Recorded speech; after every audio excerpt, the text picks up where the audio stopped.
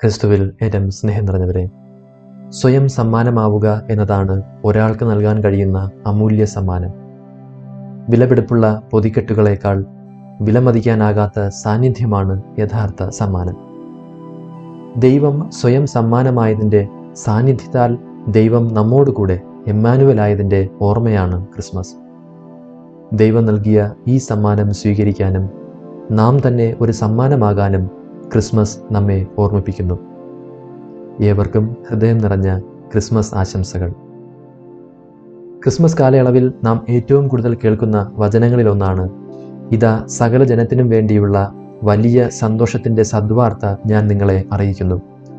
ദാവീദിൻ്റെ പട്ടണത്തിൽ നിങ്ങൾക്കായി ഒരു രക്ഷകൻ, കർത്താവായ ക്രിസ്തു ഇന്ന് ജനിച്ചിരിക്കുന്നു. ഇതായിരിക്കും നിങ്ങൾക്ക് അടയാളം.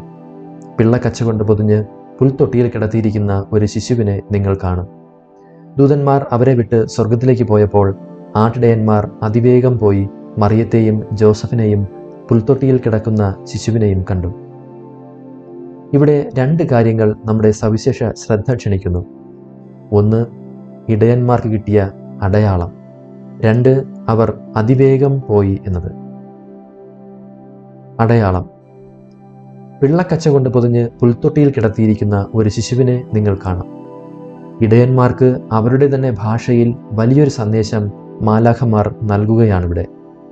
ആ സൂചകാർത്ഥം ഇതാണ്. മിക്ക പ്രവചനം 4-ാം അധ്യായം 8 അനുസരിച്ച് ലോകരക്ഷകന്റെ ജനനം ബെത്ലഹേമിൽ നിന്ന് 5 കിലോമീറ്റർ അകലെയുള്ള അജഗണത്തിന്റെ ഗോപുരത്തായിരിക്കുമെന്ന പരാമർശമുണ്ട്. അജഗണത്തിന്റെ ഗോപുരം ഇടയന്മാർ ആടുകളെ വളർത്തുന്ന സ്ഥലമാണ്. അവർ സാധാരണ ഇടയന്മാരോ സാധാരണ ആടുകളോ ആയിരുന്നില്ല. ദേവാലയത്തിൽ ബലിയർപ്പിക്കാനുള്ള ആടുകളെ വളർത്തുന്ന ഇടയന്മാരായിരുന്നു. ആ പ്രദേശത്ത് നിലത്തുനിന്ന് പൊങ്ങിയിരുന്ന ചെറിയ ഗുഹകൾ ഉണ്ടായിരുന്നു. അവർ ഈ ചെറിയ ഗുഹകൾ കുഞ്ഞാടുകൾക്കുള്ള തൊഴുത്തുകളായി ഉപയോഗിച്ചിരുന്നു. ഓർക്കുക, ദേവാലയത്തിലെ ബലിയർപ്പണത്തിന് നിർദ്ദേശിച്ചിരുന്നത് 1 വയസ്സ് പ്രായമുള്ള ന്യൂനമറ്റ ആൺകുഞ്ഞാടുകളെ ആയിരുന്നു. അതുകൊണ്ട് കുഞ്ഞാടുകളെ ഒരു പരിക്കും കൂടാതെ വളർത്തേണ്ടത് ഈ ഇടയന്മാരുടെ ദൗത്യമായിരുന്നു.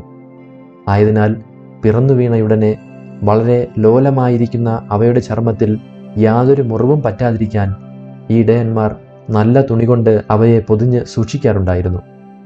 മാത്രമല്ല, പിറന്നു വീണയുടനെ നിലത്ത് കിടത്താതെ പൊതിഞ്ഞ് സുരക്ഷിതമായി പുൽത്തൊട്ടിയിലാണ് കിടത്താറുള്ളത്. അതിനാൽ രക്ഷകൻ ജനിച്ച രാത്രിയിൽ മാലാഖമാർ പ്രത്യക്ഷപ്പെട്ട് ഇടയന്മാരോട് പറഞ്ഞ അടയാളം സൂചിപ്പിക്കുന്നത് ലോകത്തിൻ്റെ പാപപരിഹാരത്തിനായി ബലിയർപ്പിക്കപ്പെടാനുള്ള ന്യൂനമറ്റ കുഞ്ഞാട്, ലോകത്തിൻ്റെ ഭക്ഷണമായി തീരാനുള്ളവൻ, അപ്പത്തിൻ്റെ ഭവനം എന്നറിയപ്പെടുന്ന ബെത്ലഹേമിൽ ജനിച്ചിരിക്കുന്നു എന്നാണ്. ആ ശിശുവിനെപ്പറ്റി അസാധാരണമായി മറ്റൊന്നുമില്ല. അത്ഭുതകരമായ വസ്തുതകളോ പ്രതാപം വർണ്ണിക്കുന്ന വാക്കുകളോ ഇല്ല.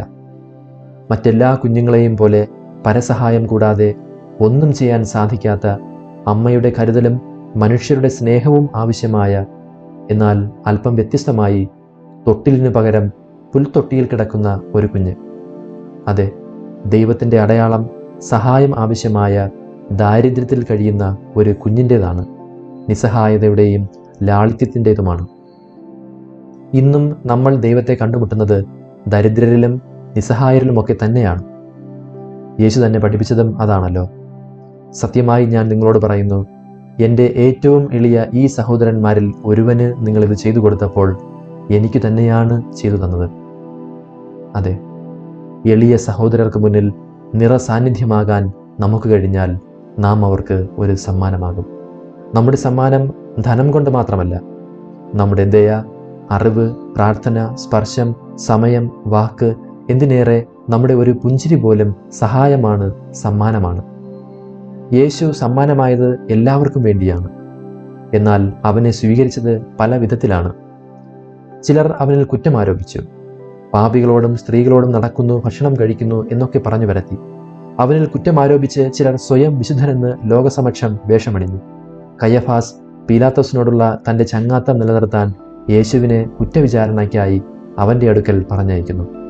തന്നെ കുത്തിയ പടയാളിക്ക് സൗഖ്യം നൽകിക്കൊണ്ടുപോലും അവൻ സമ്മാനമായി മാറി. ലോകത്തിലെ ഏറ്റവും നിഷ്കളങ്കനായ വ്യക്തി സമ്മാനമായത് അവനെ എല്ലാവരും ഒരുപോലെ സ്വീകരിച്ചത് കൊണ്ടല്ല, മറിച്ച് അവനെ പരിഹസിച്ചവരോടും കല്ലെറിഞ്ഞവരോടും തുപ്പിയവരോടും കുറ്റപ്പെടുത്തിയവരോട് പോലും തിരിച്ച് ഒരു വാക്കുപോലും ഉരിയാടാതെ ക്ഷമിച്ചുകൊണ്ടാണ്. അതെ, സമ്മാനങ്ങൾ വിശിഷ്ടമാകുന്നത് അത് നൽകുന്നവരുടെ വൈശിഷ്ട്യം കൊണ്ടാണ്. ആഗ്രഹിക്കാതെ ലഭിക്കുന്ന സമ്മാനങ്ങൾക്കും പ്രതീക്ഷിക്കാത്തവർക്ക് നൽകുന്ന സമ്മാനങ്ങൾക്കും ഒരു സ്വാഭാവിക വിശുദ്ധിയുണ്ട്. ഈ വിശുദ്ധിയിലേക്കാണ് ദൈവം നമ്മെ എല്ലാവരെയും ക്ഷണിച്ചിരിക്കുന്നത്. ഇനി രണ്ടാമതായി, അവർ അതിവേഗം പോയി. തീർച്ചയായും അസാധാരണമായ സംഭവത്തെ പറ്റിയാണ് ഇടയന്മാർ കേട്ടത്. അതുകൊണ്ട് തന്നെ അത് കണ്ടറിയാനുള്ള കൗതുകം ബെത്ലഹേം വരെ പോകാൻ അവരെ ഭാഗികമായെങ്കിലും പ്രേരിപ്പിച്ചിട്ടുണ്ട് എന്നത് നിസ്സംശയമാണ്. എന്നിരുന്നാലും അരുൾ ചെയ്യപ്പെട്ട വചനത്തോട് പ്രതികരിക്കാൻ തക്ക തുറവിയുള്ളവരായിരുന്നു അവർ എന്നതിൽ സംശയമില്ല. അത് ആ രാത്രിയിൽ തന്നെ ലോകരക്ഷകനെ കാണാനുള്ള ഭാഗ്യത്തിന് അവരെ അർഹരാക്കുകയും ചെയ്തു. അനുദിന ജീവിതത്തിൽ വചനത്തോടും ദൈവിക കാര്യങ്ങളോടുമുള്ള നമ്മുടെ മനോഭാവം എന്താണ്? ദൈവിക കാര്യങ്ങൾ സൗകര്യപൂർവ്വം മാറ്റിവെക്കപ്പെടുന്നുണ്ടോ? മനുഷ്യനായി അവതരിച്ച വചനത്തെ ശ്രവിക്കാൻ ബൈബിൾ വായന, കൂദാശയിലൂടെ അവിടുത്തെ സ്വീകരിക്കാൻ ദിവ്യബലി, അവയ്ക്ക് എന്തുമാത്രം പ്രാധാന്യം നാം നൽകുന്നു? എൻ്റെ മുൻഗണനാ പട്ടികയിൽ ഇവയുടെ സ്ഥാനം എവിടെയാണ്? അലസതയുടെയും വിമുഖതയുടെയും മനോഭാവം ഒരുക്കി അത്ഭുതങ്ങൾക്കായി പ്രാർത്ഥിക്കുന്നവരാകാതെ ദൈവിക കാര്യങ്ങളോട് ക്രിയാത്മകമായി പ്രതികരിക്കുന്നവരാകാം.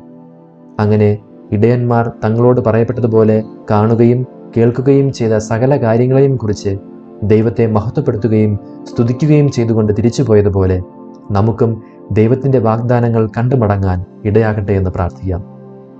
നമുക്ക് ദൈവത്തിൻ്റെ സമ്മാനം സ്വീകരിക്കാനും സമ്മാനമാകാനും സാധിക്കട്ടെ. സർവശക്തനായ ദൈവം, പിതാവും പുത്രനും പരിശുദ്ധാത്മാവും നമ്മെ സമൃദ്ധമായി അനുഗ്രഹിക്കുമാറാകട്ടെ. ആമേൻ.